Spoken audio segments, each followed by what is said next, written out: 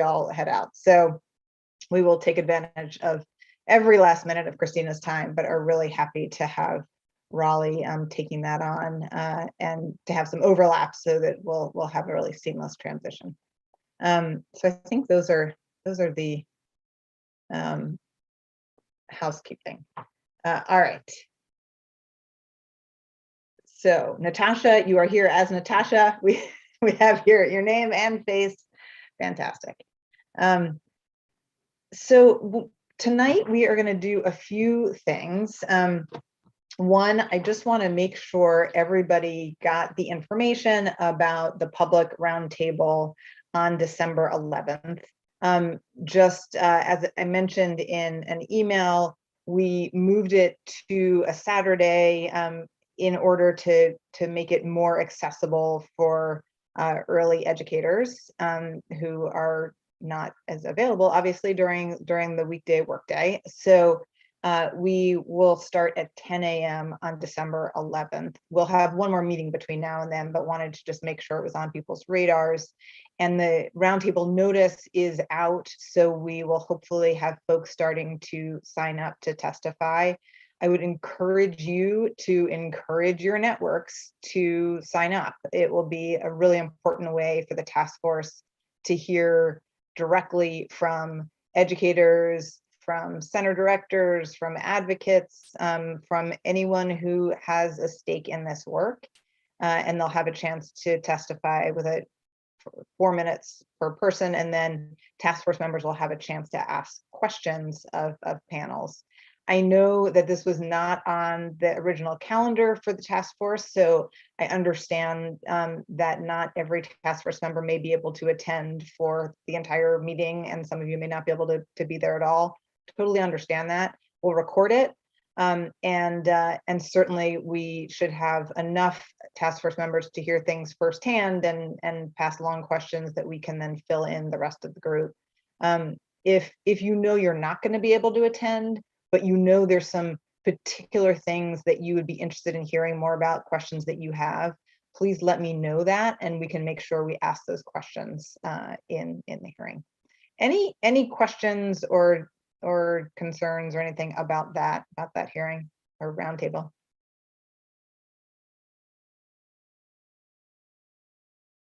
All right, and all of the information. I have a question. I'm sorry. Do we have interpreters set up for that meeting yet? Christina, a question for you. We actually just put in the request tonight for Spanish interpretation, so yes. Thank you. If there is another language that's needed, then we would need to know that so we can request that. Great. All right, so the rest of our agenda tonight, we are going to do a little reporting back from the working group that has spent some additional time outside of the task force meeting looking at the eligibility question. So we'll spend a little bit of time doing that, sharing where we've landed, a couple of outstanding questions, including actually a recent update for folks who were at that working group meeting. And then the bulk of our time this evening, we are going to spend on the question of funding mechanisms. So we've talked about this a number of times in various ways, but have not yet had the really direct conversation around what does it look like to actually get dollars where we want to get them, ultimately to educators. And so we'll spend some time looking at some different models and approaches tonight. And as we've done with initially with the eligibility question and then with the salary scale question, we'll use tonight's meeting to try and surface the key priorities coming from task force members, the key questions, where we need more info, start to frame what feels like we're kind of coming to the same page on, and where we really are going to need to dig in and figure out more. And then we'll use that information coming out of this meeting to then feed into the working group that will spend some more time outside of the task force meeting on that issue and circle back. So that's our overall process. And then we'll just make sure we're clear on next steps coming out of there. Any questions on the agenda? All right, let's dig in. So the eligibility working group, again, took what came out of our conversation around the question of which educators are eligible for these dollars, how we want to define that. And we had an offline conversation with this group. So thank you, first of all, to Cynthia, Kathy, Rakaya, Sally, and Sarah, all of whom joined that conversation. So I am going to ask all of those folks that I just named to keep me honest on this. I am reporting back where I think we landed, but if I'm missing anything or getting anything wrong, I certainly expect you all to jump in. So first of all, as you all may recall, when we talked about this with the whole task force, we had a sort of big picture conversation of, who's in and who's out, and knowing that there are various implications of that.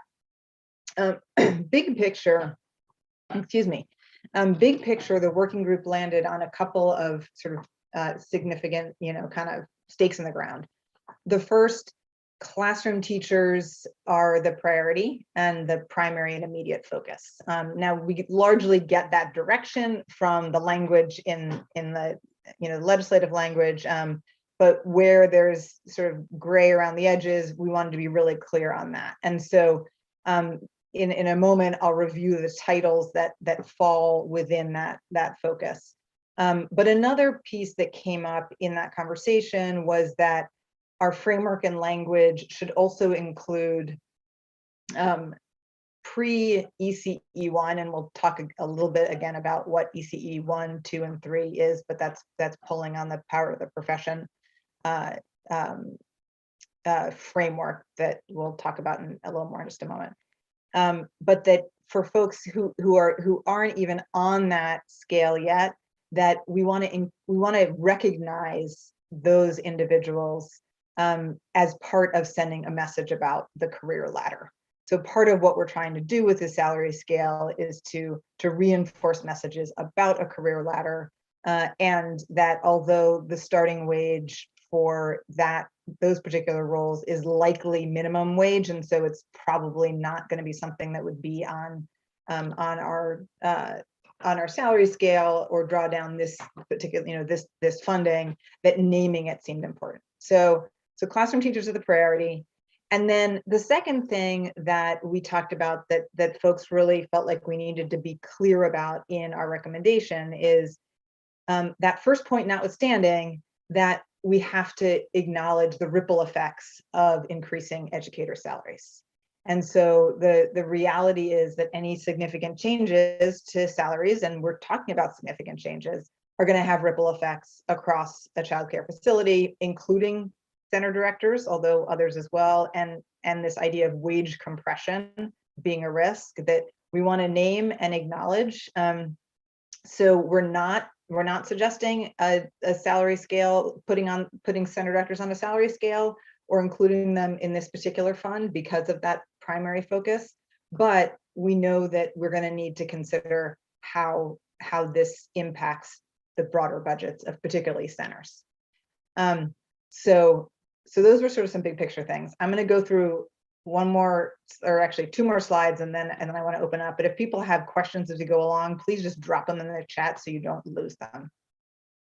So given that, here's where we landed on the proposed criteria. Most of this is very similar to what you saw in our, I guess, 2 sessions ago in our task force meeting. But we try to get really specific about some things and calling them out. So the first and kind of biggest category is you must be employed by an ECE licensed child development facility. So that's the kind of biggest bucket of criteria.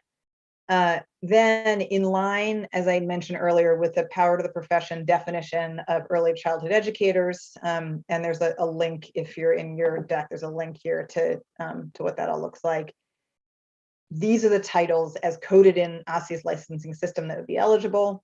These are all the titles that we talked about last time. So these are, and the names are specific to the licensing system. As Sarah mentioned in a previous meeting, we want to be clear that that we consider all of these folks teachers and educators, but these are terms of art in the system. The exception is PKEEP teachers. So again, the reason for that is that PKEEP teachers already have a parity expectation through the funding stream that they get. So it's not that we don't think PKEEP teachers should get that salary, it's that they already have a mechanism for that is outside of this fund. We want to just clarify, I don't think there was any disagreement on this, but just so that there's no confusion, this does not include group leaders in school age before and after care programs, so the people who we think of as out of school time providers. And we also wanted to clarify that educators who meet the criteria listed here would be eligible without regard to whether their program has an existing subsidy contract, Head Start, Early Head Start, participates in the Quinn. There's nothing above that suggests that those folks are excluded, but the committee really felt like we wanted to be explicit so that there was not confusion about that. We had two big outstanding questions. This is the last slide I'm going to do here, and then I'm going to open it up, that we did not land on specific answers to, and we need to do a little more thinking about. The first one is about whether there is a minimum number of hours per week or per year that would qualify you. And we talked a little bit about wanting to make sure that we don't set up problematic incentives. We don't want a situation where if there's a minimum number of hours, an employer keeps somebody just below those hours in order to not have to pay the higher salary. Complexity of reporting and monitoring if you have different levels. So we didn't resolve that question. We did, though. The committee wanted to find out whether there were analogies in other DC public funding programs, and in fact, for the paid leave and sick and safe leave programs that that have been recently created, there is no minimum number of hours. Essentially, those benefits are prorated. So that's the answer to that question. One of the things that I want people to sort of keep in mind is, depending upon the mechanism that we decide, this part-time issue plays out in different ways. And if we have, so keep that in mind for the next conversation. So that's one of our outstanding questions. And then the second outstanding question is how we think about the existing credential waivers and the timelines for meeting the new credential requirements, because that obviously would intersect with where people land on the salary scale. So if you have gotten a waiver from getting a particular degree because of the experience level, then what does that mean for where you fall on the salary scale line? That's a question that, like probably others that will emerge, may not affect a ton of people, but if it affects you, obviously, you're going to want to know the answer and care about it. So that's a second one that we did not resolve, but will probably make sense to pitch over to the salary scale group, which fortunately has some overlap with the other groups because all of our groups have overlap. So I'm going to stop there. I want to ask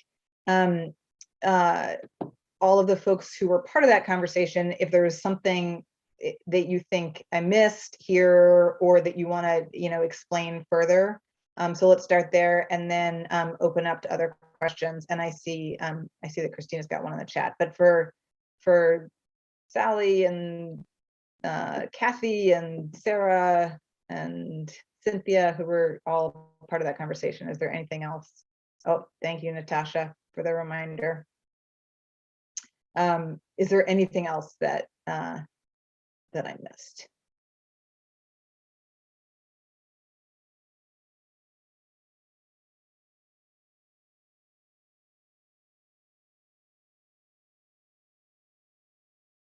All right. I see Christina's question. If a teacher is already making a salary that matches the salary scale, would they be eligible for any benefit? And I think that's a good question. I think that is one that the salary scale conversation. So we know there, yeah, that is a good question.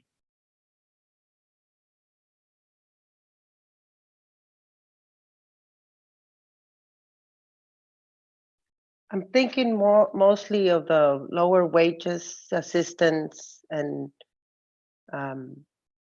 aides. Mm-hmm. And how do they measure the experience? That would be interesting to see how the experience of the assistant aides or teachers are recorded or accepted by whatever mechanism is used. Yeah. So I would say your question, Christina, is sort of at the intersection of eligibility and the salary scale. So the question around experience obviously is one that we're going to need to consider in terms of what that scale looks like and how you then slot people in. And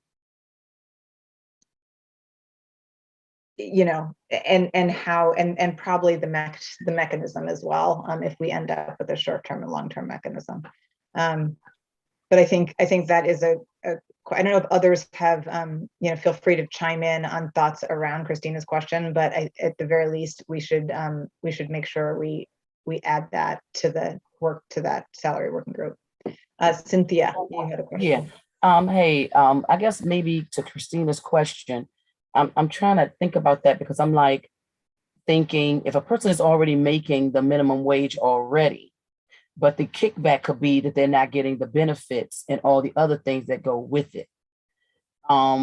Is there a way that they already meeting the role? They may not get the increase because they're already there, but that they can still get all the other benefits to make them a well-rounded benefits package.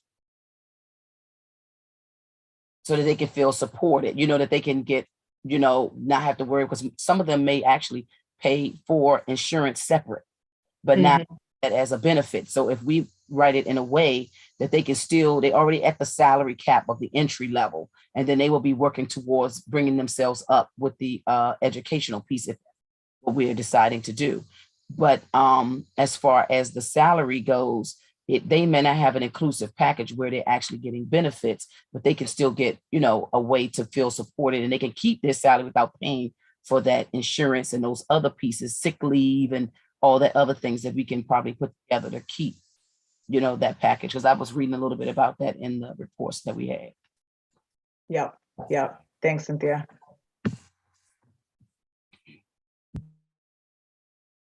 Marla, go ahead. I just want to clarify, we have not had the benefits conversation yet, right? Right. I mean, we've alluded to it, but we've not done a deep dive in any kind of way or come to a position on where we stand around benefits, right? So I don't know if we're scheduled to have that conversation, but if we do, that will impact this conversation we're currently having. Yeah, 100%. And in my Pollyanna-ish thinking, I thought we might have time at the end of this meeting to start that conversation. That may or may not be the case, but yes, you're absolutely right, Marla, that would impact this. Sarah. I think, Abby, you mentioned that some of these questions intersect with questions about how the salary schedule is designed, but I think they also intersect with questions about the distribution mechanism, because the distribution mechanism that's directly to teachers would need to dictate some of these questions very specifically in ways that are a little bit different than you might do it with a mechanism that flowed through child development facilities.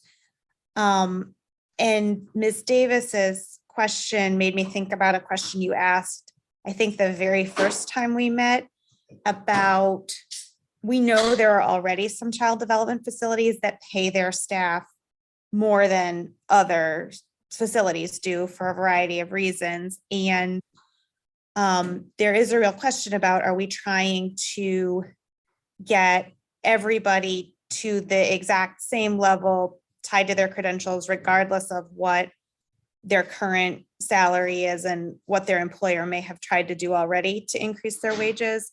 Or are we trying to top up everybody in a way that doesn't necessarily account for whether some providers have done more to try to pay their staff more? I'm not trying to articulate a particular perspective on that, but I think it does go back to that question you asked initially that is worth thinking about. Yeah. Marika.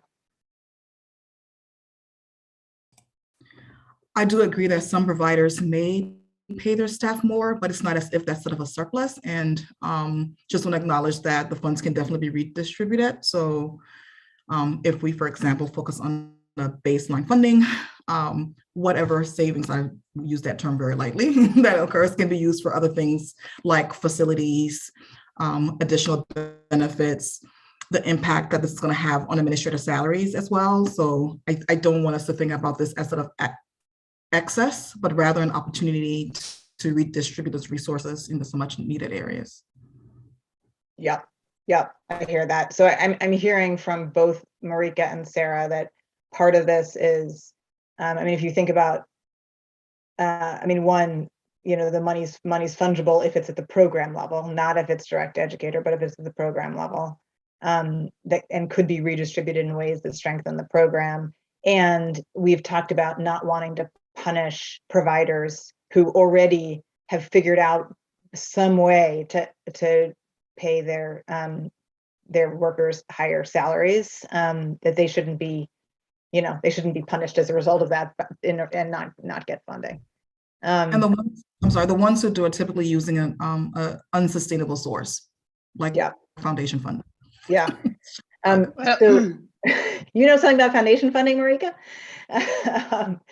So these comments actually are segueing us right into the next conversation. But Cynthia, I see you've got your hand up. I don't know if it's from before or if you got another one on this topic. It was just on, Marika, I guess, touched on to it. Even if we decided that a person was already making this other way, the system and the program can use that for bonuses and other ways to incentivize their staff, just as long as we allow for that flexibility. Yep.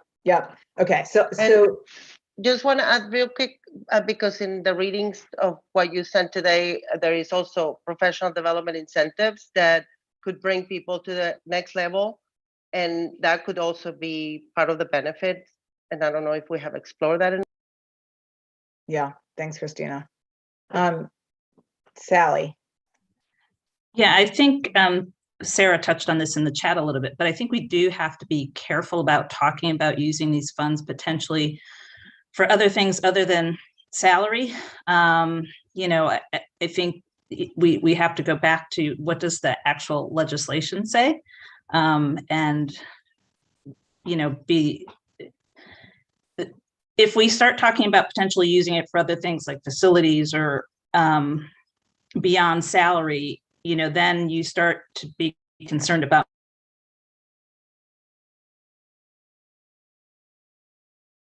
mismanagement. Be careful about, you know, talking about how to use the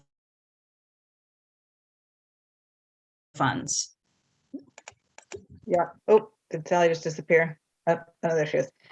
Sorry, you were in and out a little bit.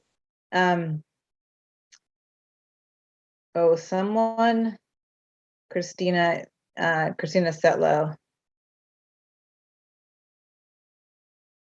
in the chat. Spanish interpretation is not working. Apologies for that. Christina, I'm going to assume that you are working on that.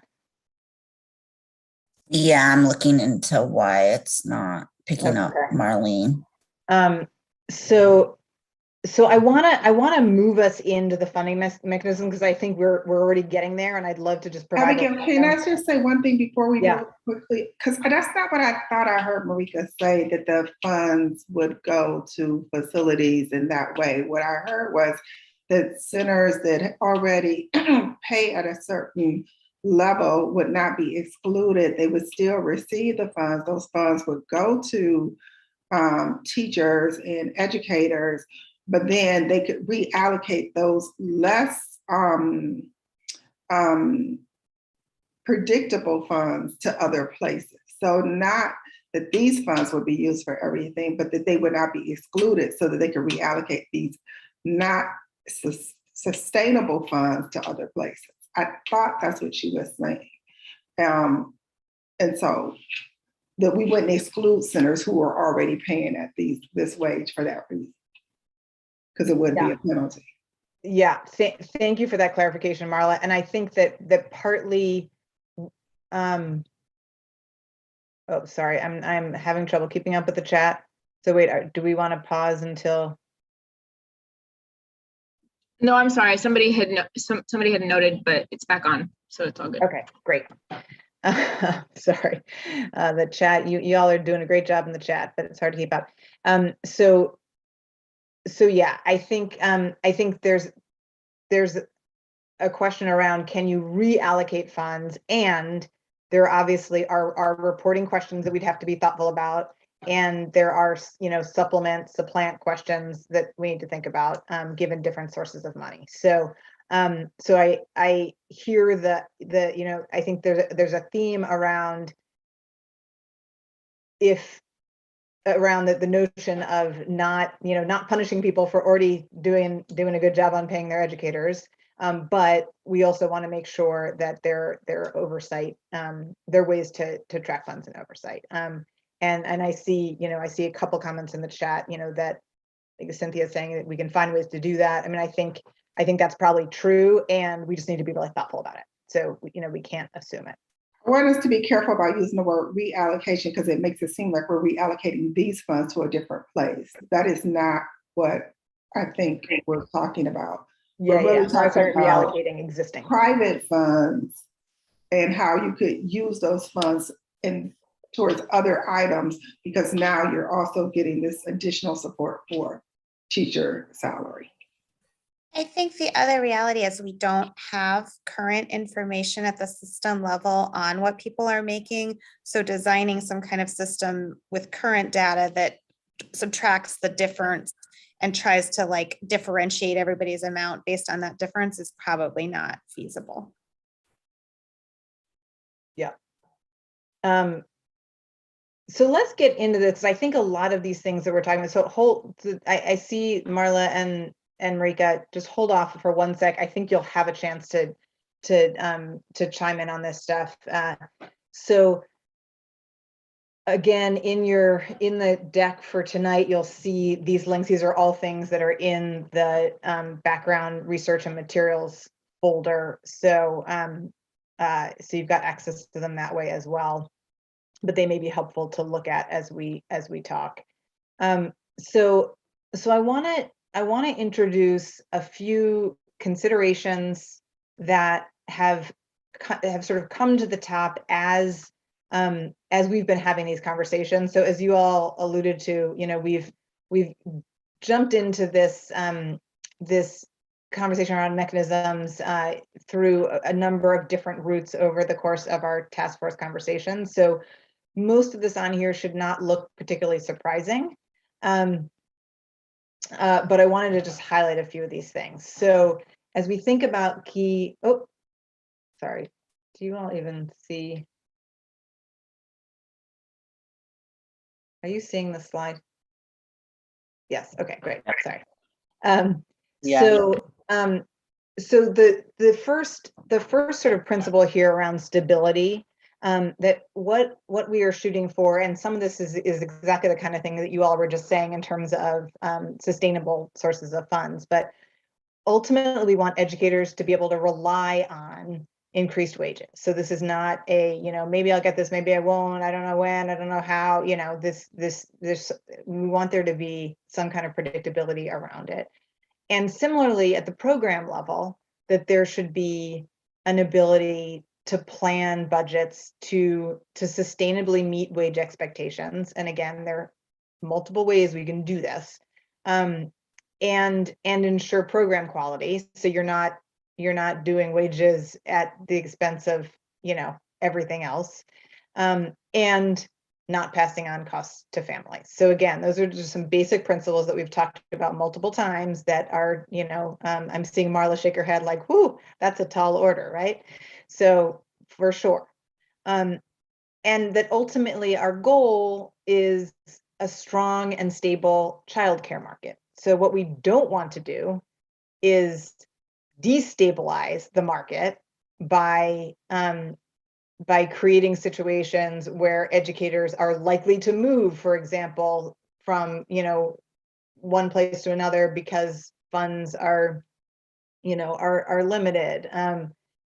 We know that educator retention is really important for quality, and we want to make sure that we're building a mechanism that is going to enhance stability in the market, not disrupt it.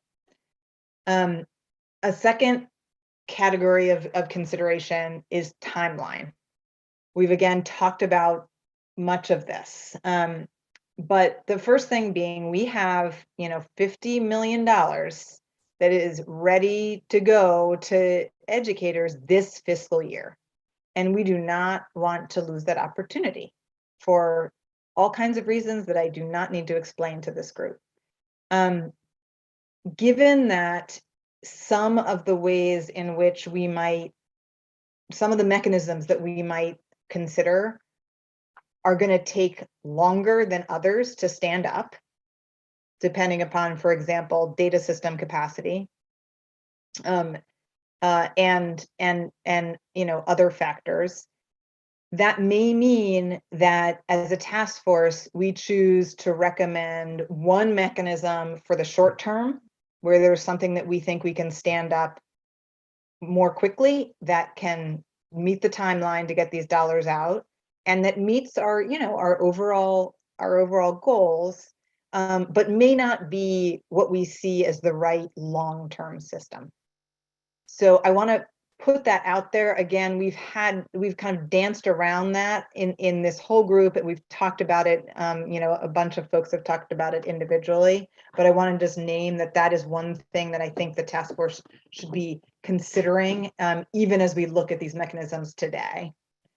And then the last thing in terms of key consideration, again, none of this is new, but the administrative burden question. So when we think about whatever the application stage is to opt into this as an individual educator or as a program, when we think about the disbursement process, how dollars get to educators, programs, et cetera, and the reporting stages. So whatever we do, in some way, we're going to have to document what happened. This is a lot of taxpayer money, and we want to have, you know, obviously accountability at the back end. So for each of those stages, we want to minimize the burden for educators themselves, for facilities, and for whatever the entity or entities are that are administering the funding, while also ensuring that accountability. So again, all of that is a tall order, but keeping that in mind as key considerations. Anything on here that folks have questions about or think does not reflect, you know, what we've been talking about?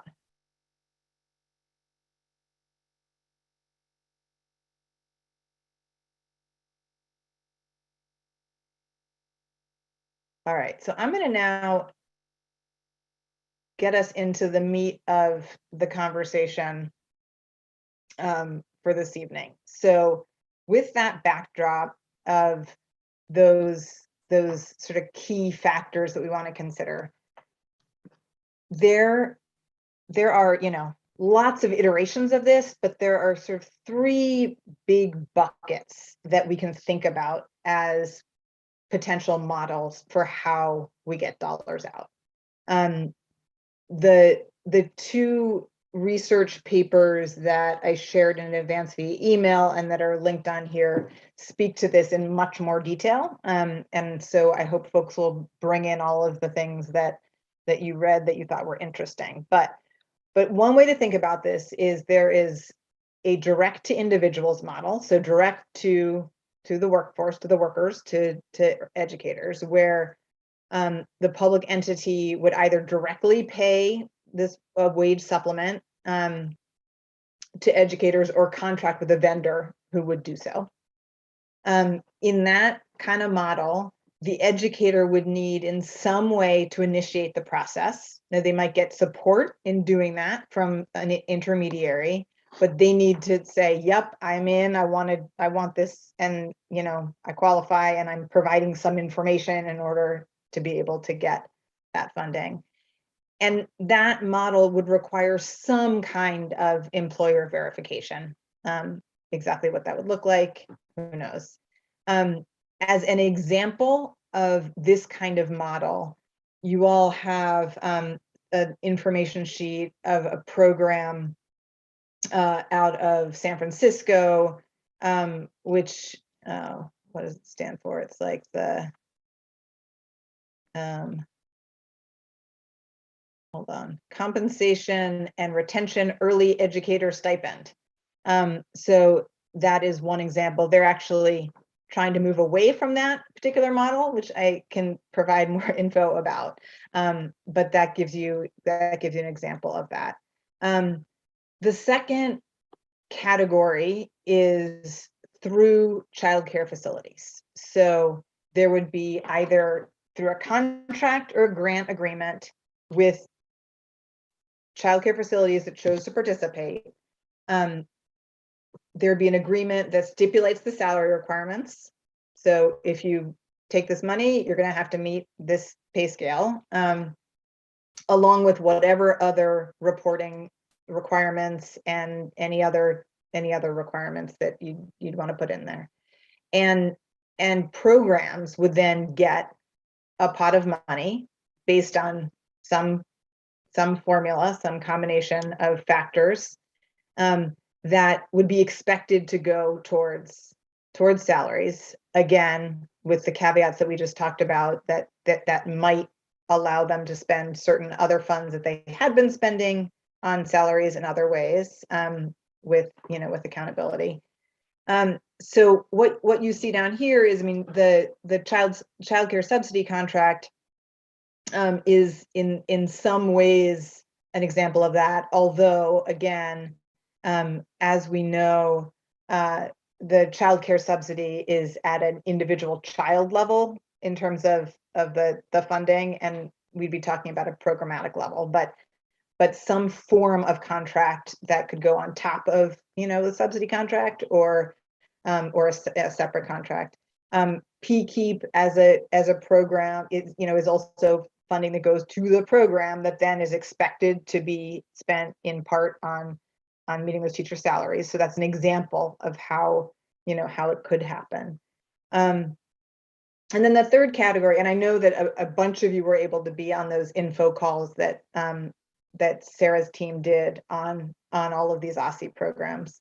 So the third category is through an intermediary, and that is something like a staffed childcare network that could support or manage some or all of this process for facilities. So from managing an application process and a reporting process to help take some of that burden off those facilities and allow them to participate more easily, to actually handling payroll, which is not something that our current SSBA does, but some version of a staff childcare network could be the intermediary for funds. The Quinn, as you all know, one of the things the Quinn does is actually provide stipends to educators who are participating in those programs. So again, that's, that's a model that has, that we've engaged in here. So I'm going to throw out these questions, but then open it up to people's reactions generally. So given these big categories, and again, you all saw in those papers, like 50 iterations of what that could look like based on what you're prioritizing. But in looking at those basic models, would love to hear from folks, what would it take for each of those options to be viable for the communities you work with? So are there any that you look at and say, yep, we could turn that on tomorrow, that would work? That could work, but we'd need to do X or Y, or there would definitely need to be some supports, or that's not going to work. And then the other two questions here get at that short term and long term, which could be the same thing, but I want to invite people to consider if they think, well, here's something that could be pretty immediately viable given the need to move these funds soon. But given our long-term goals, there's probably a better solution for the longer term. All right, so I know that was a lot, but I wanted to just lay out those frameworks, and let me now open the floor.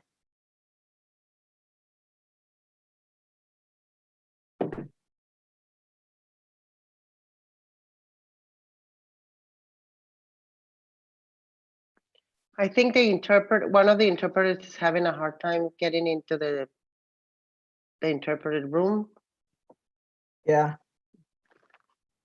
Christina, are you able to? Yeah, I'm seeing that. Marlene, if you can hear me, you need to come in through the link I sent you earlier today. That's the only way that it will have you join. If you join through some other link, you were on there earlier as interpreter 2, and now it's showing that you've not joined. So you may want to sign out and sign back in using the link I provided earlier today.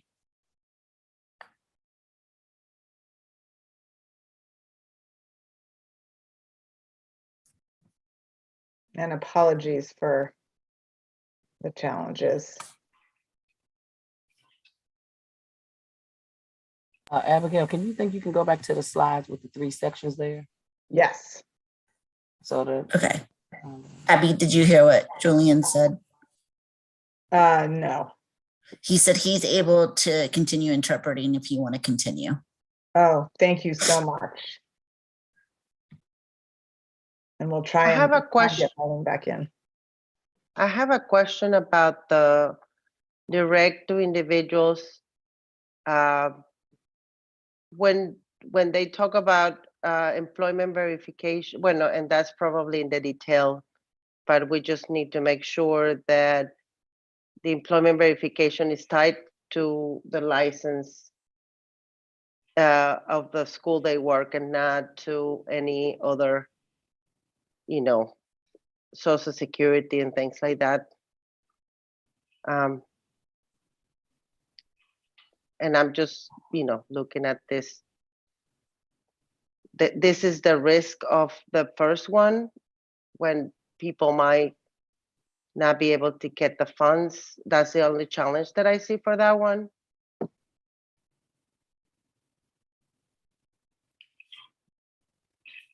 I see a challenge with that one. Also, remember, it would likely be treated as a bonus, which would be taxed at a higher level, reducing the amount of dollars in the educator's pocket. Now, it would all be reconciled at tax time, but that's a long time to wait to get that all reconciled. So that concerns me. And then when I look at the one through an intermediary, while I see some real benefits to that, I think it's not one going to your checklist that we could do tomorrow. It would be one that would need to build out some processes around there. And then one of the questions I have would that intermediary be able to, in essence, combine dollars from the center and these dollars so that the teacher, the educators are getting one check, or would it be? So so I would love to know how all that would work through, or would they receive two, or how would that happen? Or would it require that you must have direct deposit? Like, I just want to know, some logistics around that. I think it's promising, but definitely not ready. It's not on the shelf. It's not ready to go. So. Yeah, thanks, Marla.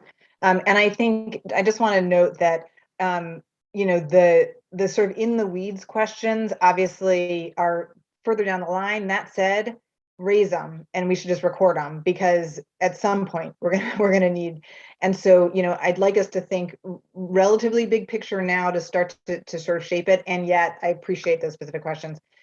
So I think for Christina and Sinas, Walrick and Natasha, I think, wanted clarification on what you shared. Is that right, Walrick and Natasha? No. When you go ahead, Natasha. When you presented on the direct to individuals portion, you mentioned that San Francisco had some issues with that, and I was just wondering if you could go into that. Absolutely. Was that also what you meant, Walrick? Okay, good. So I had some really helpful conversations with the folks in San Francisco who've been developing that program. And in some ways, they actually were in a very similar situation to us, where they had a pot of money that kind of quickly fell in their lap and they needed to get it out. And so they're doing this direct to educator, which includes, it's a little challenging, to Marla's point, it's a different, it's a bonus, or stipend. So there are tax ramifications. They had to collect W-9s from everybody, that sort of thing, which is, challenging, but, you could figure out. The reason that they're moving away from it is that they don't think it's doing the job of building the capacity of the system. And so what they want to do is they want to help support family childcares and centers of all sizes, but particularly small centers where the margins are just a little tighter, to build strong, sustainable budgets, and that's from their perspective, that's the long-term way to do it. And the direct to educators feels a bit of a Band-Aid. So that's sort of from their perspective. Let's do Walrick, Michael, Marika, Cynthia. So my question is, it kind of gets at some of the administrative, like you're mentioning administrative burden in different places. Do we have a sense as to the cost to serve or the cost to deliver these, particularly options, right? If you're working with a vendor under option one versus, the direct contracting and whatever it takes to manage that versus this network that you put together, do we have a view of how much just administrative costs would be required to deliver these different options? It's a great question. And I don't know, Sarah, if you have an instinct about that directionally. I don't. I think the direct to individuals could potentially be addressed by hiring something like a payroll company, which it would be possible to get quotes from, but we don't have any quotes on that currently. Through an intermediary, I will just give an example. We are currently distributing emergency financial assistance to child development facilities through the Child Care Stabilization Fund and some other federal relief funds. We need to pay about 7% to the intermediaries that are administering those programs. And that is basically cutting a check and managing all the paperwork. It isn't doing sort of payroll or other kinds of things, which would potentially take additional capacity. Okay, that's helpful.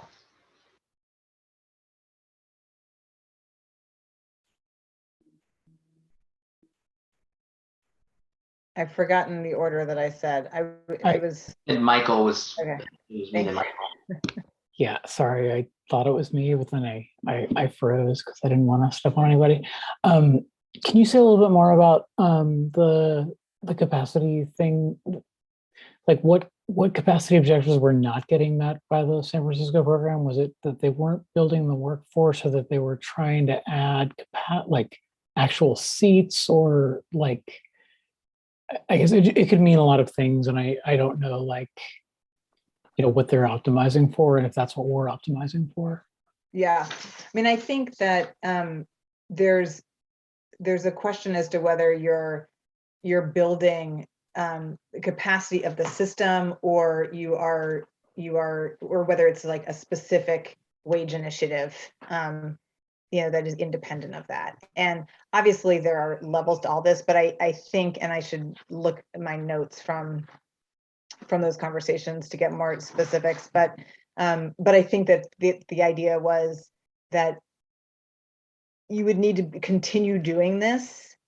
Like, if you're not, that in the long term, if you're not building the capacity of centers to build out budgets that pay strong wages to folks and are focused on quality, all of those things, that if that's not owned at that level, then you're going to continue to be like adding on these supplemental checks forever, right?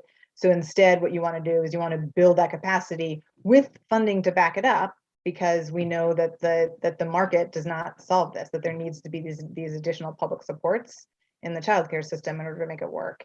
But that you're can't think of what the right analogy is, but sorry, is it just that it was like I agree that we are not like one shot in the arm from fixing childcare. Is it just that it was like a one-time thing, or is it like a, well, I guess I'm looking at their, keep doing it, but to basically have an infrastructure ad infinitum that is outside of your workplace, where you have to go and sign up to get these bonuses related to your job. I mean, it's not a systemic answer.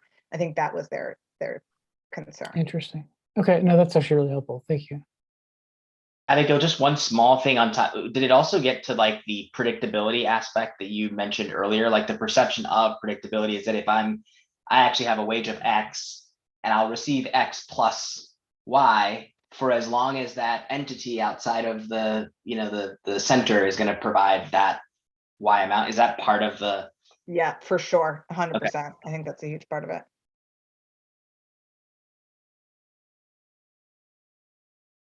Marika and then Cynthia.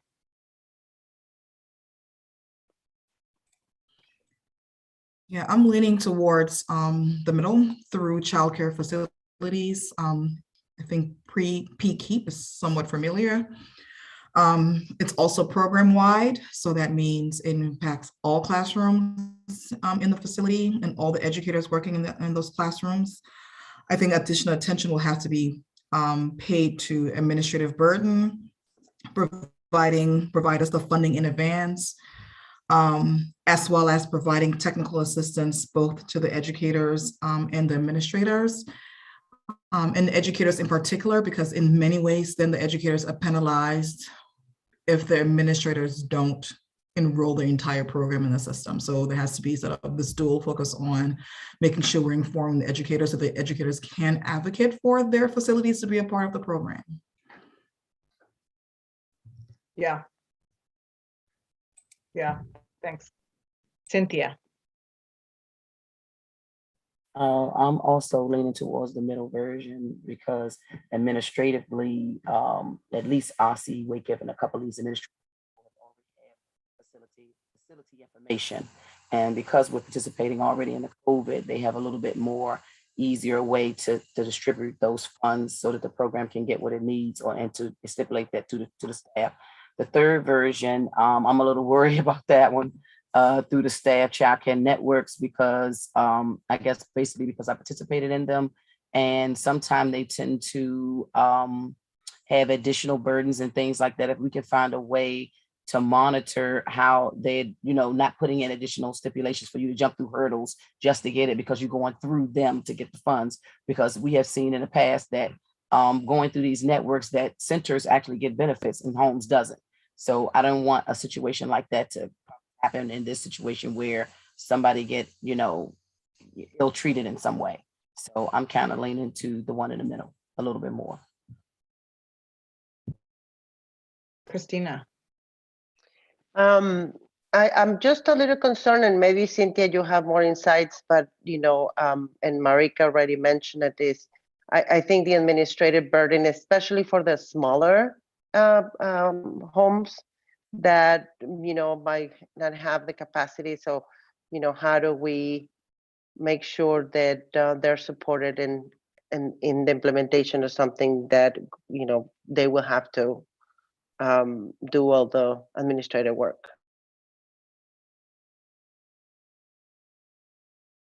And especially for some of the homes where maybe language will be a challenge, language access.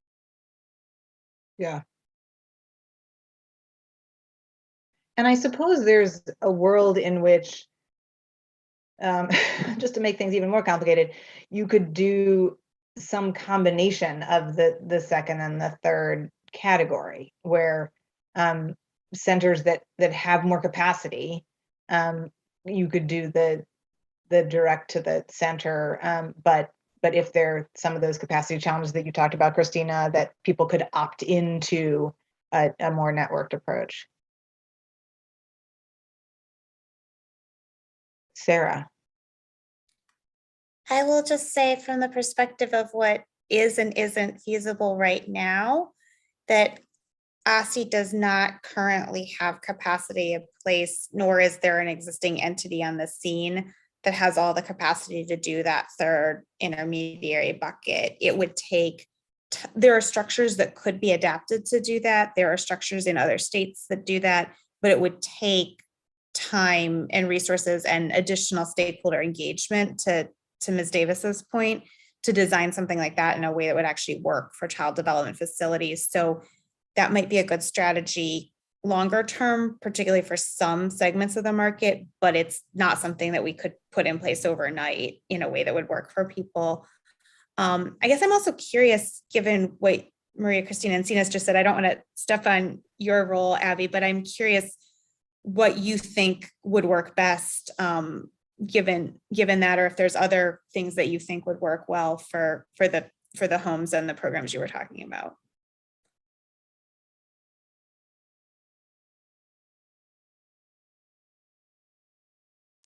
That question is for me. I really not sure, but obviously either through the childcare facility to have some sort of like support system. I mean, it will be in the long term, maybe an intermediary, in the intermediaries that can support the groups to make sure that we have equity in the process. And I know what you're saying.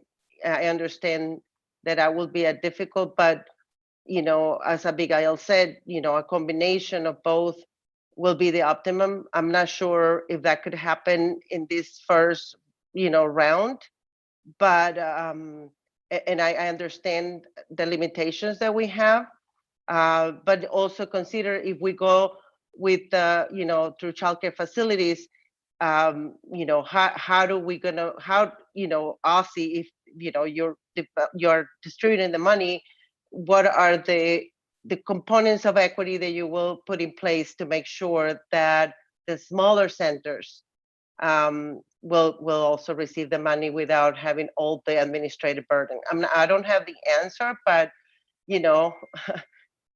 that's why we're here. Is complicated, but obviously somebody who knows the population, who understands that, speak the language, and will make sure that people will get the money in an equitable way.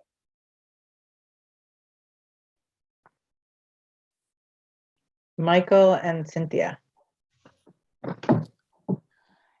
Yeah, I think I'm sort of piggybacking on some of what Christina was just saying, but I'm also piggybacking on some of what I've heard from friends that I've talked to in the San Francisco childcare market, which is that like they have no idea the $30 million.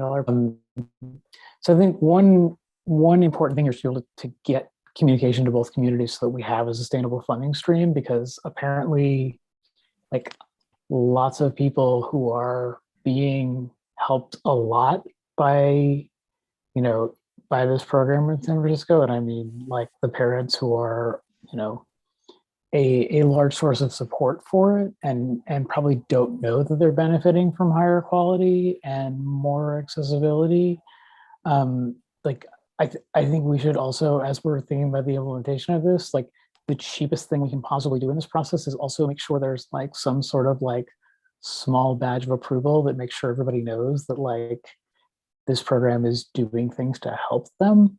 I worry about that because I recognize that like, especially in a city like DC, that there can be, a fair amount of disconnect between the workforce that we're trying to make sure we're helping out and then like the parents who are also really large beneficiaries of this. And, in some cases we may want to make that as invisible as possible, but I think like one advantage of the middle approach of doing it at the center level is that it can be a center thing where, the centers that are doing what we're trying to do to raise their quality, raise their compensation, are also communicating that to the public for us.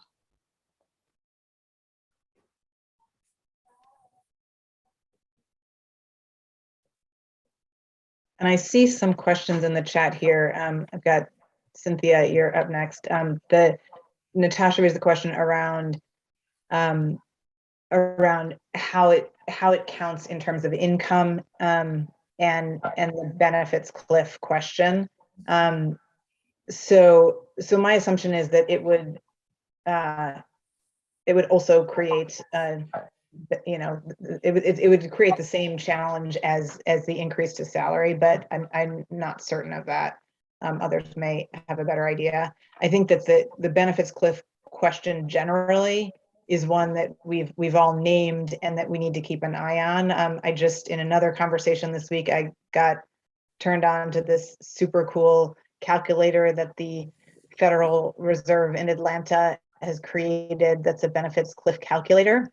Unfortunately, DC is not one of the like 20 cities on it, but it should also be helpful to us. So I do think we want to look at that and certainly confirm whether the direct individuals would change that in one way or another. My instinct is it probably wouldn't, but I don't know that. And I'm looking at what else is in the Sarah noting that we could identify programs that participate in the initiative. All right, Cynthia. Okay. One thing I was thinking when they're thinking about reporting and things like that, they can make it so that the reporting is a fairly easy to get through and not make it complicated.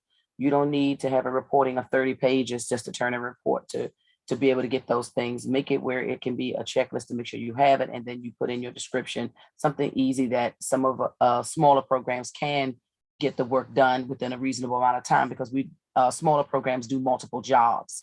So the fact that we don't want to front load them with a whole bunch of paperwork to get this out to their staff, make it the same way we did with some of the transitioning with the COVID funds for people to, get it out quickly and get things out so that people can see the funding and their salaries or whatever the bonus would it need to be, but make it so that they can easily manipulate the paperwork without being heavily loaded with a whole bunch of requirements.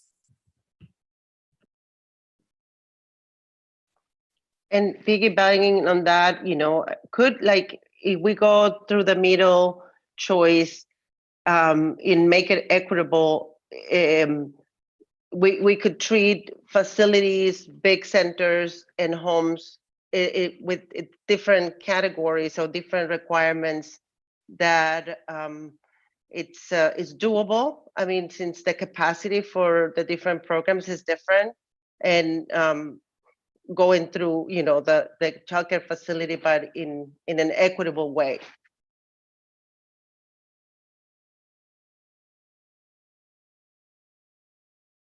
So I'm hearing some kind of coalescing, I think, around the middle option, middle physically.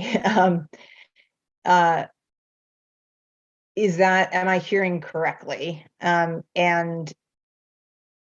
then to the extent that I am hearing correctly, there's the long-term, short-term question. So Sarah has raised some of the questions around what capacity that might take from, from an OSSI perspective, and how much time it might take to, to stand up some of these things. So would love to hear, is there some sort of, I'm not going to hold anyone to this, but is there some coalescing around that middle option, or are there people who are feeling strongly about the first or the third here?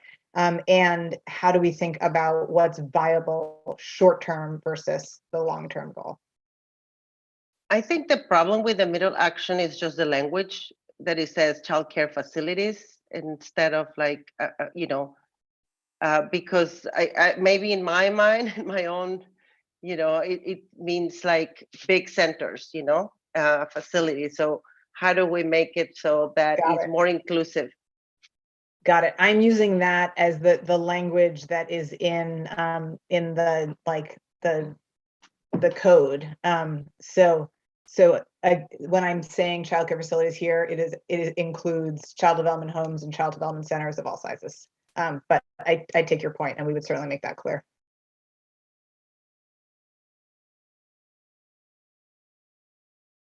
Other thoughts? There's some people who we haven't heard from. Would love to, hear where you're landing on this, Sally, as a center director. Oh, you just disappeared. Christina Encinas and Kathy, and then would love to hear other voices we haven't heard. Or Kathy. I'm done. Okay. Sure, I'll jump in. I think number one could work short term when we're thinking about dispersing funds by fiscal year 22.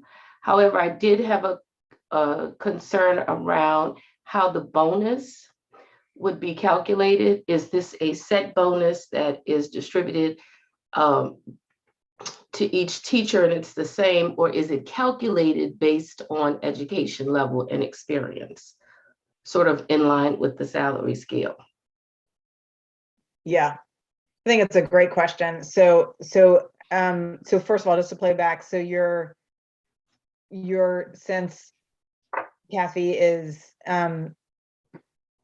that the middle one from a long-term perspective does feel like it's workable to you, but that from the short-term perspective, the first one might be something to consider. Am I getting that right? Yes, I think number two is great long-term when we consider all the pieces at play, but number one for short-term could work. Yeah. But I'm just curious about how that bonus will play in. I think that you're asking a really, really good question. And again, it gets in part at the, what's required, what actions are required in order to follow through on something, right? And so if we were to say, all right, we've got the salary scale that we don't quite have yet, but we will, and we need to know what degree you have, so we need to confirm that somewhere. We need to know, the specific role that you're in, need to get, verification of that. And then if there's an experience piece of it as well, that is a lot of information to gather on every individual, which, and correct me if I'm wrong, Sarah, but we don't currently have comprehensive information on all of that for our workforce. Is that true? No, we don't have all of the information we would need to do that for all of the workforce. If we were paying people, we could potentially use that process as a lever to get better information, but we don't at this point in time have that kind of information comprehensively for everyone in a way that would support like a very nuanced calculation. Yep. So I think that, so your question, Kathy, I mean, to me, it makes me think, all right, well, again, you know, what's at one end of the spectrum, what is like the simplest, fastest way to do this? It would be to say, you know, here's a flat number. Anyone who is in one of these roles has access this here, and that's it. That's what we're doing for, you know, for round one. And then at the other end of the spectrum, there is a very nuanced look at all of the different factors that are in the ultimate salary scale, and it's calculated specifically, you know, based on that. So yeah, and then, you know, certainly lots in the middle that we could decide on. So I think that you're asking, you know, your question is just speaks to the like what's our capacity to do, you know, what's our capacity in the short term to deliver on a more or less complicated version of this, given our priority on getting dollars out the door. And I'm seeing a couple of comments in the chat. So Sally, would the second middle choice require regulation change? I don't know. What do you think, Sarah? I mean, I think over the long term, we're basically talking about creating a new program, and a new program will likely require regulations and various types of non-regulatory guidance in order to implement it effectively over time. And I will say on that point, and you know, and on sort of general capacity questions, we are in, I think, a good spot in terms of having really strong support from the council, who, you know, have obviously directed us to figure this out and do this. They want to carry through on it. There's, you know, there's certainly a lot of council members who feel strongly about making this work. And so to the extent that there were legislative changes needed, I think they would be ready for that. To the extent that there was even, you know, support that we might need in terms of procurement, I think that, you know, that's something we could go to the council and ask. And I think there would be an openness to helping support ways to make this move along more smoothly and faster. Okay, Cynthia, I'm leaning towards 1 and 2, but not 3.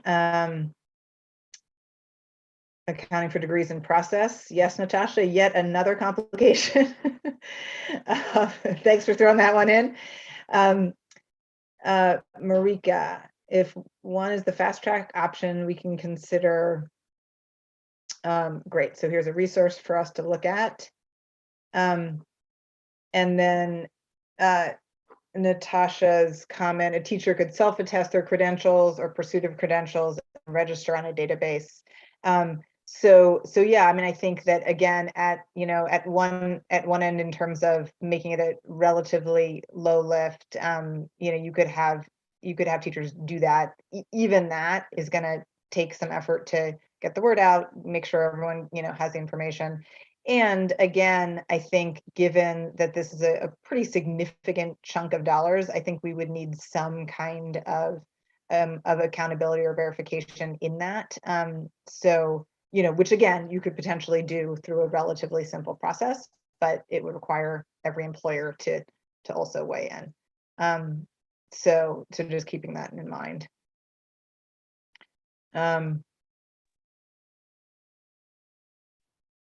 So I just want, you know, I know there is the PDIS, and I know it's voluntarily and not everybody's enrolled, but I think that's a, you know, reliable system where, you know, it can be verified.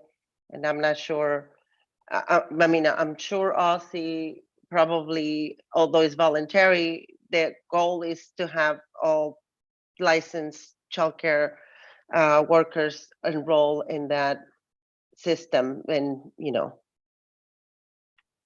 it's already a system in. Oh, Christina, I'm thinking if you say that, well, we have access to that data, because in the past we not access, you know, even though we're putting a lot of information in, would the center have access to that information, you know, once you put all your staff, and even though you already have it, but how would that data plays out for us that's in the field that needs that data to see where everybody is? Is that going to be data to the public, or is it going to be just OSCE's data that they just have of everybody? Those are one of the, some of the questions. We need a little bit more transparency if everybody's going to put things in to a database like that. We want to make sure that we can monitor that data and be able to use it for other reasons, not for anything else, but just mainly the numbers, like how many of this, how many of that. So that is some public information to it. Yeah. Thanks for that, Cynthia. Other perspectives on these different mechanisms, again, short-term, long-term, what feels most both, sort of viable and desirable to folks given the communities that you work with and, the various hats you wear.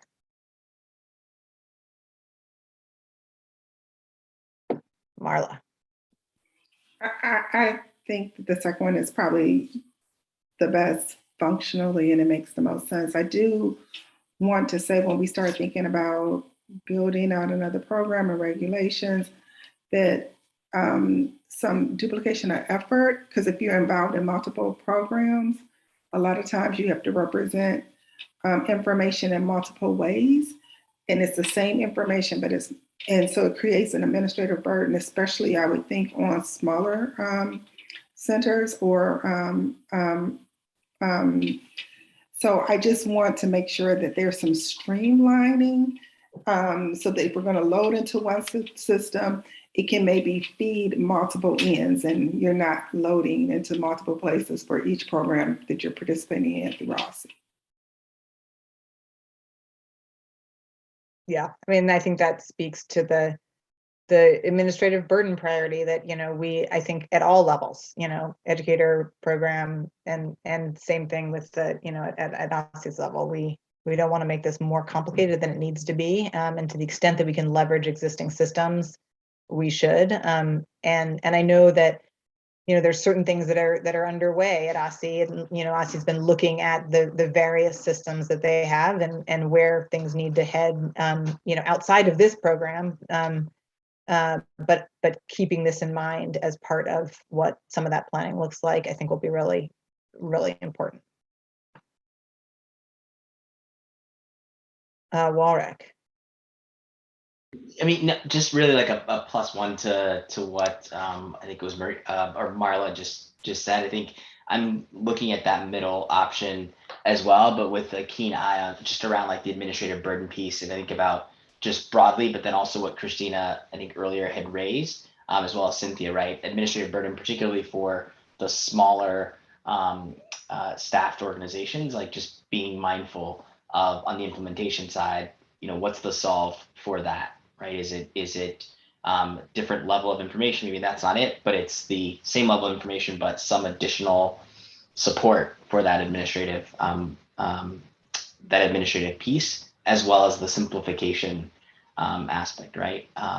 My guess is that some of that simplification stuff, as far as like you're entering data in one place, can it be leveraged or pulled out of that might actually be a longer term fix.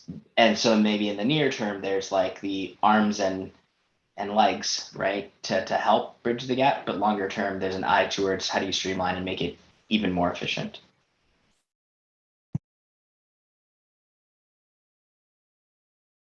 Yeah, and that aligns with Sally's comment in the chat too about, is there a way to leverage DELT, the licensing system? As all of from whatever worlds you are in, data systems always seem fantastic, and then it turns out that none of them can talk to each other, and it's impossible to leverage. So we know that is a challenge that OSCE did not invent. And that they have to manage. And I think that it's a good push to be thinking ahead around what are ways that we can use this to help with that streamlining process, as opposed to adding more of the burden. All right, so here's what I think I'm taking away, some sort of big picture, and this would be to then deliver the next stage of this conversation to a working group. So one that, again, without, no one is, I'm not holding anybody to this, but generally speaking, there is strong interest in focusing on the childcare facility level. So at the center and home level, that feels to most people like the right long-term option. Exactly what that looks like in terms of, a contract and how that would operate. Obviously, there are lots of specific questions, but that feels right. That sort of program level funding. That in the short, that is going to require some degree of system building, both, some of the data stuff that we talked about, but also just some capacity, and that thinking about what that will require will be important in determining how quickly that could be stood up. So what we need to get into the next layer of that to start figuring out, is this a 6-month option, a 1-year option, a 2-year, like get a little bit more of a sense of what it would take to do this well.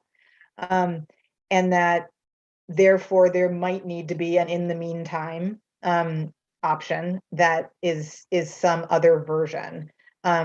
There's seemed to be a fair number of comments that the direct to individuals might be the best short-term option if that other one can't be set up in time. But there are a number of specific questions, and I will keep all the questions that are in the chat, and also Christina is taking notes.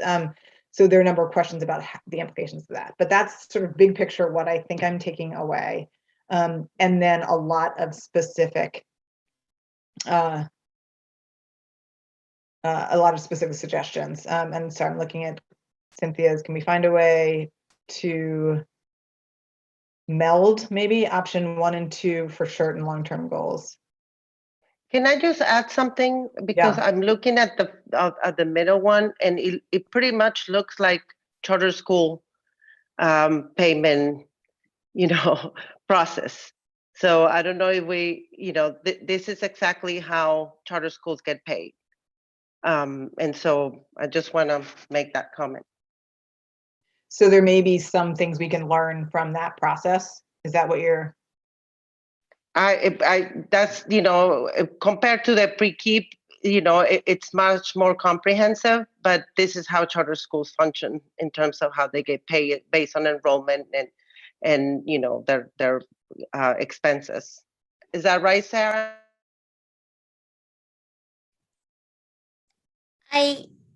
I think you could imagine a world where it would have some similarities. The funding for charter schools doesn't actually flow through ECE, so I can't speak to all the details of how it works. I think the other thing to keep in mind is that for both PKEEP and charter schools, the district pays the full cost for children.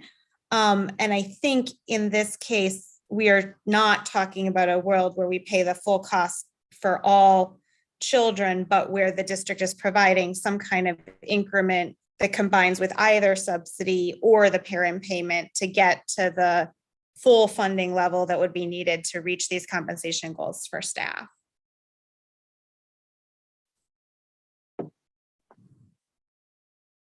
But I think the concept of people make an agreement and they get money in exchange for the agreement has some similarities. And they're getting money in advance. I thought we were moving to a place where we were trying to stabilize based on, I guess, some of the readings. I was thinking that we were moving into a place where we were trying to raise the rates just as well, and then also fixing a system that was already broken to work for all of us to be able to do this. I don't know. So say more about, so it sounds, Cynthia, like that's not what you're hearing, or?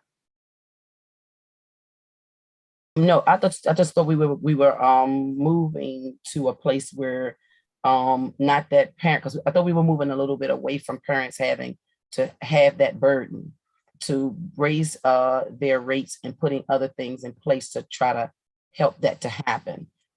Yes, maybe that could be what the document is leading me to think. I guess, what was it called? One of the two attachments that we actually went over that you sent as for prior reading. And I'm thinking that we were trying to do this in a way that it can be sustained and constantly going. So it'll, still filter itself out. Even if we did the short-term one with individuals, and then we did the long-term one with eventually facilities, that we melt them together and we made something happen. So this can be ongoing. So facilities can be sustained with the government plus, with government help, not for it to be a parent contribution or someone. Absolutely. Yeah.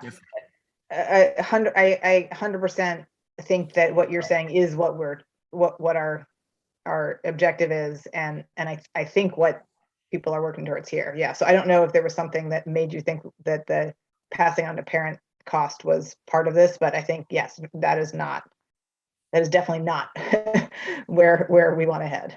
I think it was Sarah's comment about parent being added to it, and I wasn't thinking like that. So I was like, I don't, I guess he was trying to make it more minimal for parents to be able to not really have to be burdensome with the fees. That I thought we were trying to get away from that.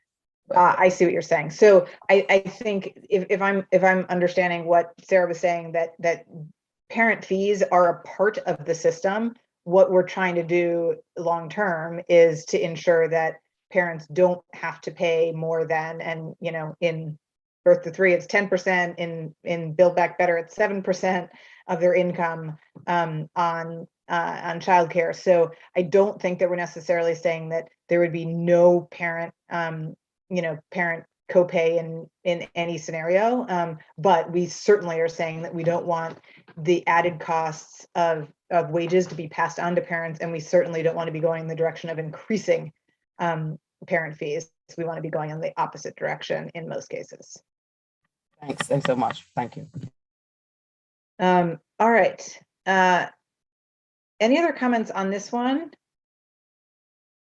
So what I would like to do, and so if you do have other comments, please continue to send them my way. Go, you can add them in the chat tonight, and then feel free to continue sending email.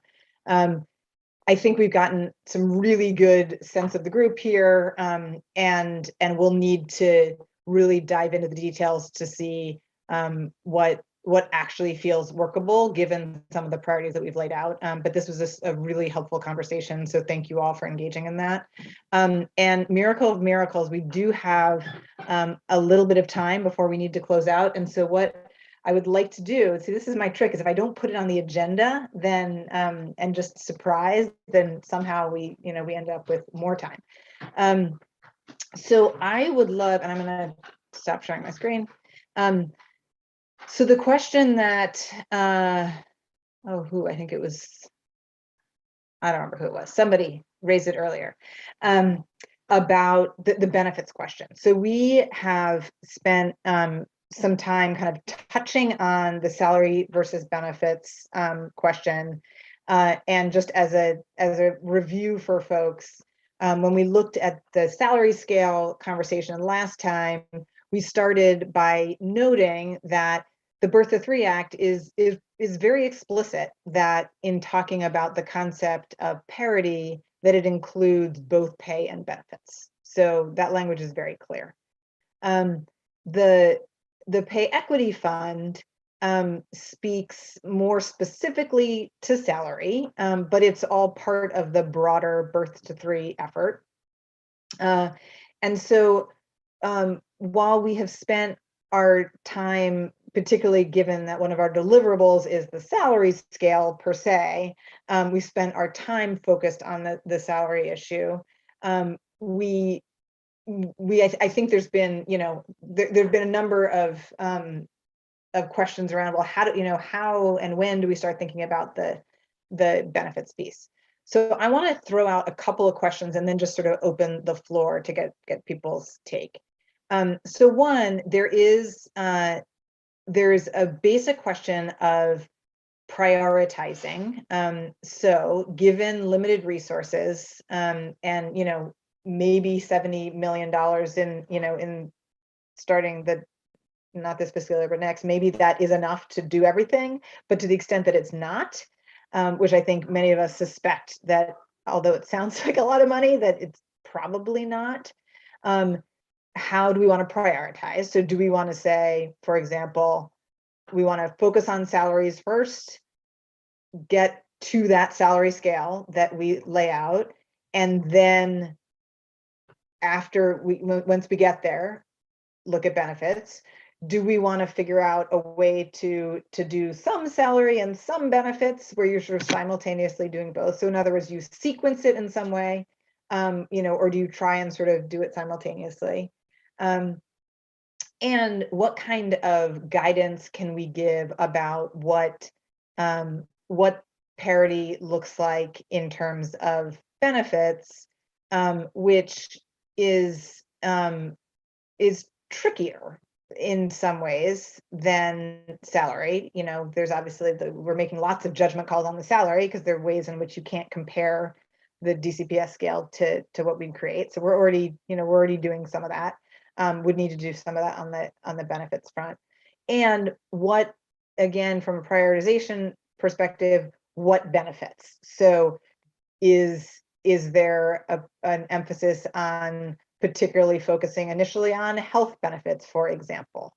And what are the ways in which we might leverage some existing programs that may not be currently maximized, like healthcare exchange, the DC Health Exchange?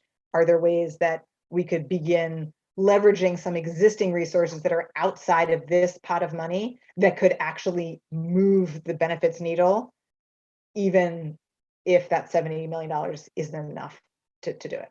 So I will stop there, and I would just love to just get, and again, just start to get a sense of the group about how you all are thinking about this in terms of what we're going to want to put in our recommendations.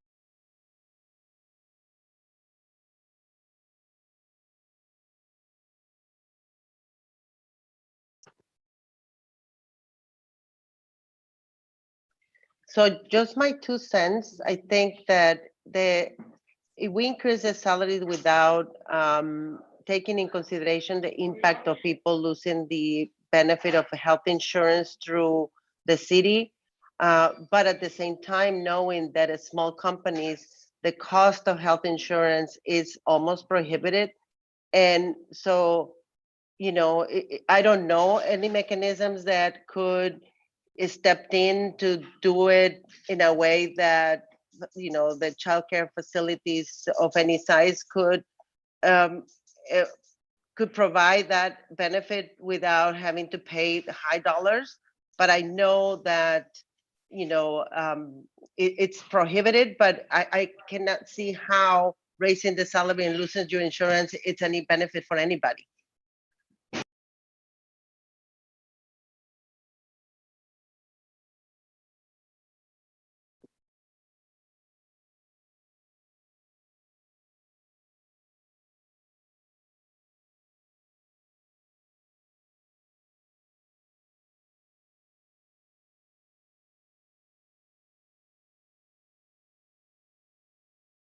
Other thoughts on how we should think about this? Priorities, again, given limited resources, what would you put first, second, third? This is Cynthia. I think one of the things that I was pondering when I looked in there and I saw the benefits of saying elementary educators and things like that. Is there a way we can look at one of their packages to see what that looks like? Because I wouldn't want just a raise and then I'm losing my health insurance. We have to most definitely be mindful of that because, you know, right now I'm paying out of pocket for almost everything. So having a package to come along with that benefit will be great for me because that means I'll be in with 50 other people or maybe hundreds of people, and that will drive down the cost for me, but it'll be already in my pay salary. So, you know, I just think that's the best option to do based on even in the readings that we have here, how they put it as a package. So is there a way that we have a package from DCPS or one of those or public charter schools or whomever to see what that package looks find a way to mirror our package somewhat similar if we're going to do the benefits piece.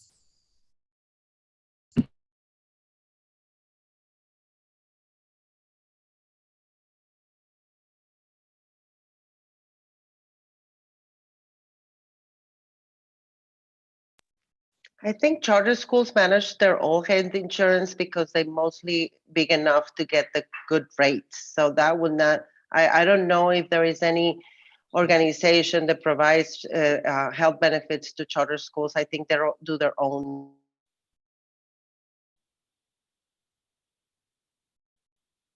Doing some parity to it. I'm quite sure, hopefully, they'll be willing to let us in or DCPS or somebody who's already have a system already there.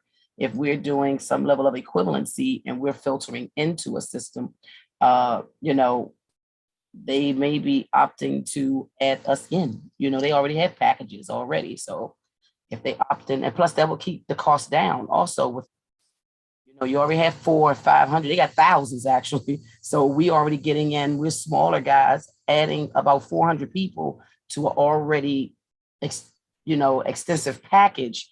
It's very small change for them, you know. I'm just thinking like that. I do want to say, I think health benefits are incredibly important.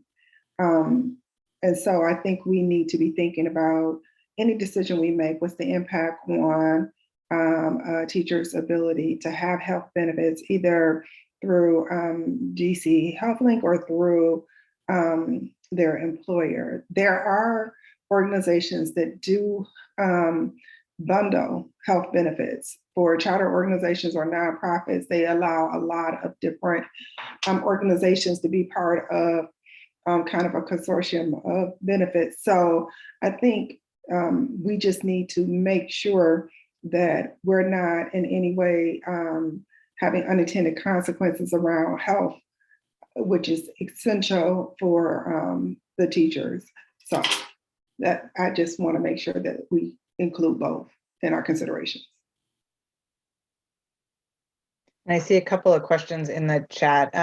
So Sally raising the question of whether we consider shared services for benefits, which would be that kind of pooling that you talked about, Marla. And I don't think that our current SSBA does that. Is that right, Sarah? They do not. But that'd be the sort of thing. I do want to also note, you know, that I think having conversations with DCPS, you know, obviously we should reach out to folks and explore options, and you never know. And also just acknowledging that, you know, in DCPS's case, you know, their unions bargain for benefits, and the members are then part of a union and pay their union dues, and that's, you know, it's a very specific structure. So I just want to flag that so as not to sort of overpromise that we can just jump on the WTU train or whatever. Again, there may be worlds in which we could figure out how to leverage other city resources for sure, but I just don't want to overpromise there. And Natasha raised the question, is there a way in which compensation could be funneled through some mechanism that doesn't affect income vis-a-vis public health insurance enrollment?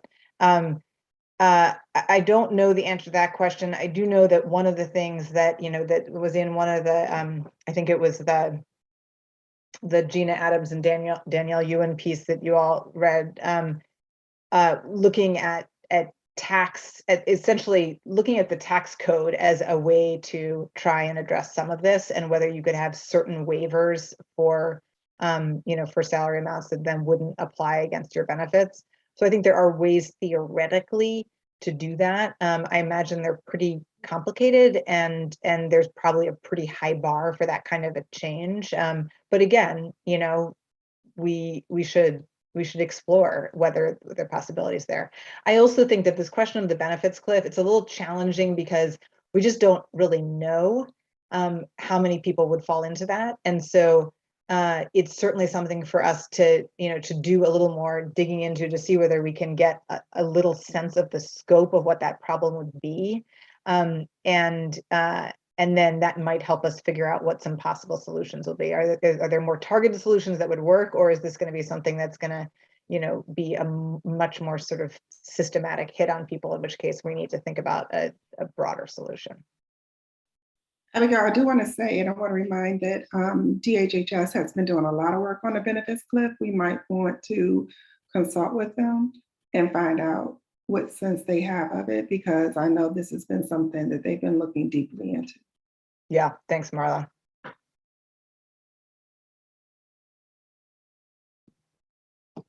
Other thoughts on prioritizing. So I'm hearing some significant priority around health benefits, both preventing potential benefits cliff issues that would be problematic, but also looking at finding ways to expand benefits through through ways that are cost effective for centers and homes. Anything else that's striking people on this question of what we prioritize and how to consider the benefits parity issue? I guess like maybe a guiding thought for me at least is just like a total, like a view of like total compensation, right? Include like, so that it includes both the salary and the benefits. I would certainly prioritize health benefits as it's been stated here. But thinking about like when we look at implementation, if there's a way that we can look at like almost different scenarios to make sure that if ultimately part of the mission or the goal is to have like a career that is attractive and sustainable, that I think like being able to add both to make sure that basically people in the profession are coming out ahead of where they are now holistically, that to me is, I don't know enough details behind all of it, but I think the concerns here that have been raised around like the benefits cliff, that's a significant one. And then if we're prioritizing, I mean, it seems to me like we've got to solve the dollar compensation piece first, the salary piece. And then if you're looking at benefits, prioritizing health, because I think, those go hand in hand, right? If you don't have the coverage you need from a healthcare standpoint, makes it hard. I mean, hard to impossible to actually go to work. Thanks, Barak.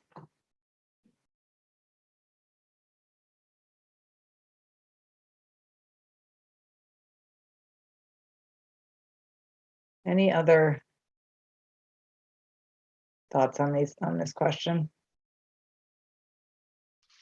I hope we hear from the community on the 11th on this point. And I don't know if that conversation, I mean, it's, that we should work with our constituency to come and speak on behalf of this issue in particular. Yeah, I agree. And we did include, so in the hearing notices you all might have seen, or the roundtable notice, we included a number of questions that we particularly were sort of inviting people to comment on, although obviously people can share whatever is on their mind, but it includes this question around benefits. So hopefully we'll get some inputs on that.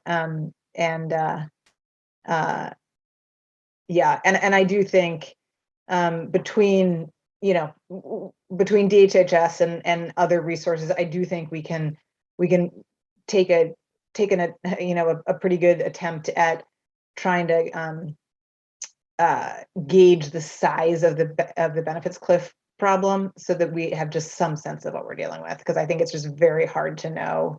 Because again, like this would be, I mean, what a fail if we get $50 million out the door and it actually makes lots of people worse off. Like that would be just very unfortunate. So let's not do that. But I think that we can get some information that can really help us to define the size of that, the sort of scope of that problem. So appreciate that. All right. I want to make sure, Christina, that we save the chat, which maybe I can. I think I can. Maybe I can. No, I can't do it. I don't think I can do it. So make sure that we don't lose this chat. It's downloaded. Once the video downloads, it downloads to Zoom, Perfect. and then I can send it. Perfect. So where do we go from here? Are you all seeing the deck? Yeah.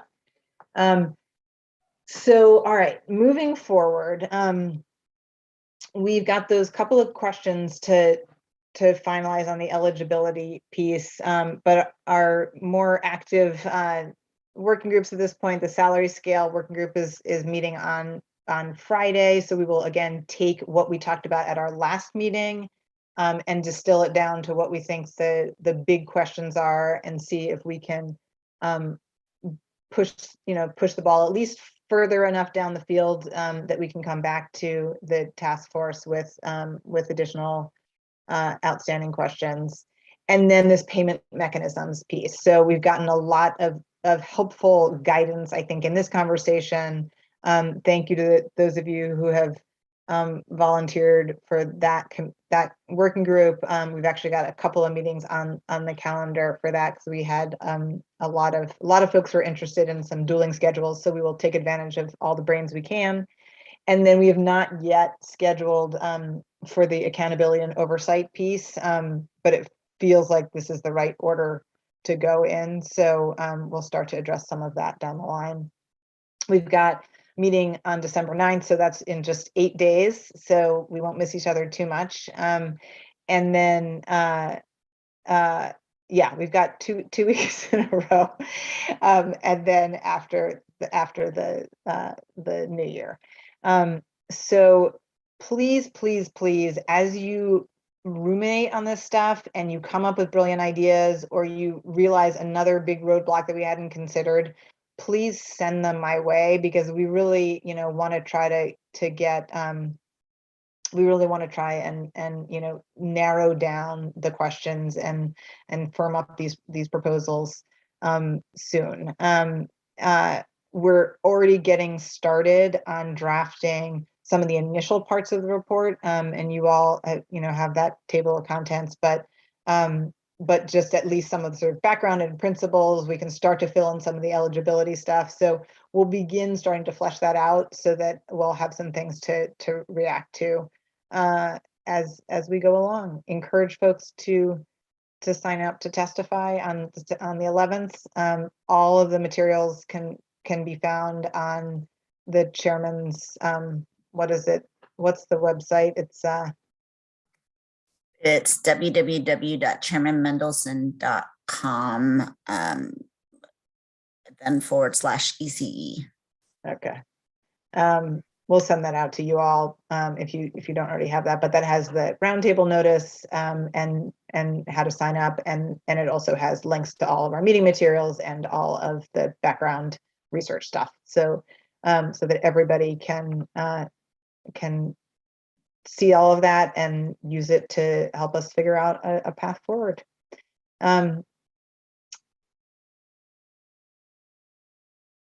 So any last questions or last words from folks before we sign off?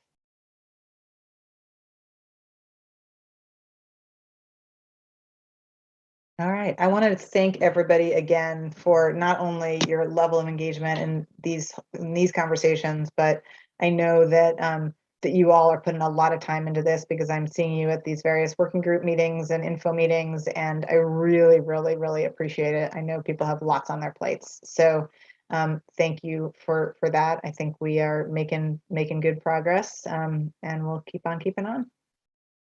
Have a good evening, everybody.